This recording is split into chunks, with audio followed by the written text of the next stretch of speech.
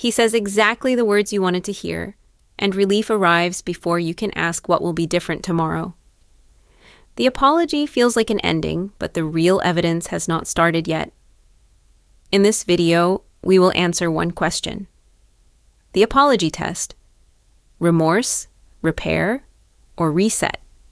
We will use behavior you can observe, not a diagnosis you have to prove, and finish with one practical tool you can use privately.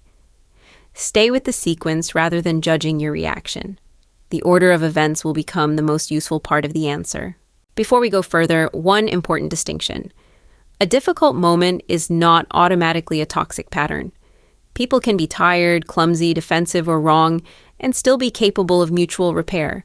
What matters is repetition, impact, reciprocity, and what happens after the problem is named. Teach an evidence-based apology test using specificity, ownership, change behavior, restitution, and what happens when the same issue returns. So relief is not mistaken for repair. That nuance matters because clarity should widen your choices, not pressure you into a label or a decision before you feel ready. The central pattern is this. Remorse names the harm. Repair changes the conditions around it, while a reset only lowers the tension until the same pattern returns. That definition keeps the focus on what can be observed. You do not need access to another person's secret intention. You can compare the rule, the consequence, the repair, and the amount of freedom that remains afterward. When a definition is behavior-based, you can test it against ordinary Tuesdays instead of waiting for one dramatic scene to prove everything. Specific ownership sounds like, I insulted you in front of your sister. It was wrong, and I will leave the room before I speak that way again. It does not hide behind your sensitivity or his stress. The important detail is the sequence. What happened first? What response followed? What did you change next to prevent another reaction? A sequence turns a vague feeling into information you can examine without attacking yourself. Also record the cost: lost time, canceled plans, changed clothing, hidden opinions, restricted money, or the energy required to restore calm. Why is this so confusing? Because moments of care can be real while the overall pattern is still harmful. Relief can soften the memory of the consequence, and one beautiful evening can make you question 10 smaller contractions. Hold both truths. Warmth may have existed, and your freedom may still have been shrinking. This is why a compassionate review holds the loving memories and the harmful evidence without using either one to erase the other. Use 5 markers: specificity, ownership, changed behavior, restitution, and the response when you mention the issue again. Write the answers as facts rather than conclusions. Instead of, he never respects me, record the exact request, the response, the length of the consequence, and what happened the next time. Specificity protects you from both minimization and overstatement. If your memory is uncertain, use approximate dates, homes, jobs, holidays, or messages. A useful timeline does not require courtroom precision. Restitution may mean returning access to money, correcting a lie with the person who heard it, or rebuilding the time and support that control interrupted. Again, do not grade the moment only by how calm the words sounded. A quiet consequence can shape behavior as strongly as a shouted command when it repeatedly teaches you which choices are too expensive.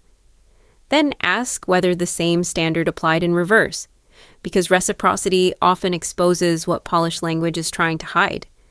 Do not evaluate this pattern using only the most dramatic memory.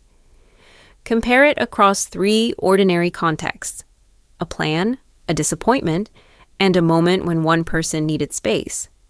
The definition, remorse, names the harm.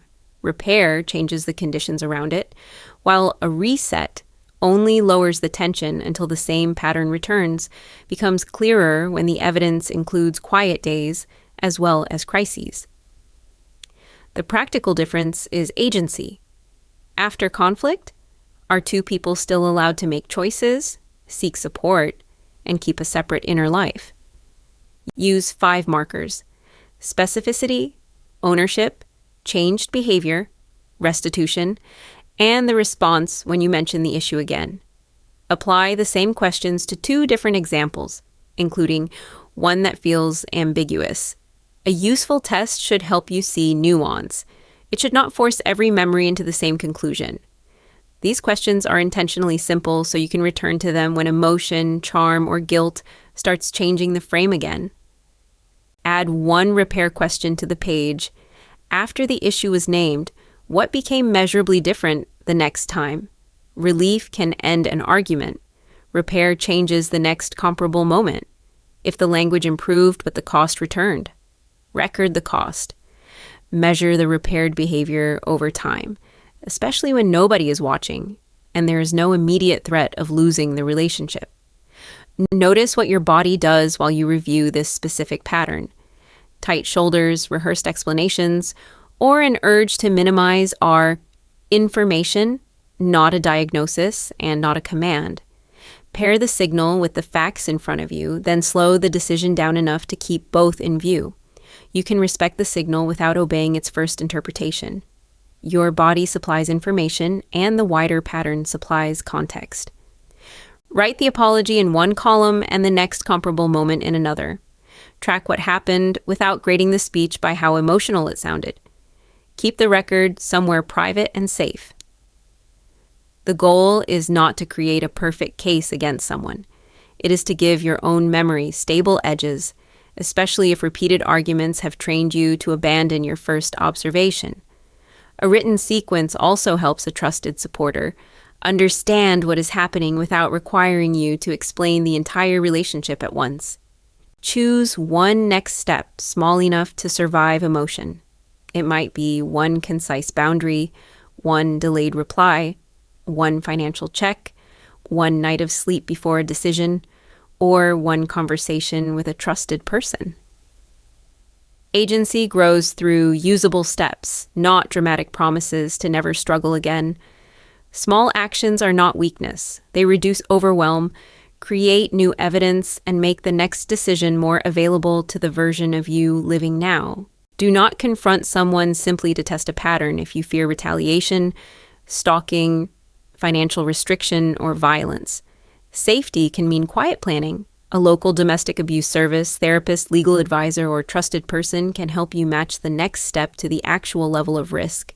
If immediate danger is possible, prioritize a safe device, private documents, emergency support, and professional guidance over a final clarifying conversation. Give the practice time to produce evidence. 1 calm response does not erase a pattern, and 1 awkward response does not prove one. Watch what repeats across ordinary days. The question is whether respect remains available when there is nothing to perform and no crisis to repair. Consistency is quiet evidence. It appears in repeated choices, not only in promises made during fear, reunion, or the threat of consequences. Real repair makes the relationship roomier. You can raise the concern again, the new behavior survives an ordinary week, and your freedom does not depend on staying grateful. Green flags are not perfection. They are observable protections for dignity, accountability, mutual rules, room for separate needs, and change that lasts longer than the conversation that produced it. Look for whether both people can be disappointed and still protect each other's dignity, access to support, and right to make an independent decision. If your notes show a messy mix, you are allowed to move slowly. Circle the pattern affecting your freedom most and write 3 recent examples. Tell 1 trustworthy person the plain version without defending the other person or attacking yourself. Clarity does not require a courtroom. It requires a stable reference point. If shame appears, replace, "Why did I allow this?" with "What information and support do I have now that I did not have then?" An apology can open the door. Only repeated behavior shows whether both people actually walked through it. Return to the opening moment and ask what you know now that you did not name then. The page cannot make the decision for you, but it can return the decision to you. When you are ready, the free, quiet red flag checklist is in the bio and channel links for a gentle private review. You do not owe anyone a diagnosis, a public case, or instant forgiveness in order to take the effect on your life seriously.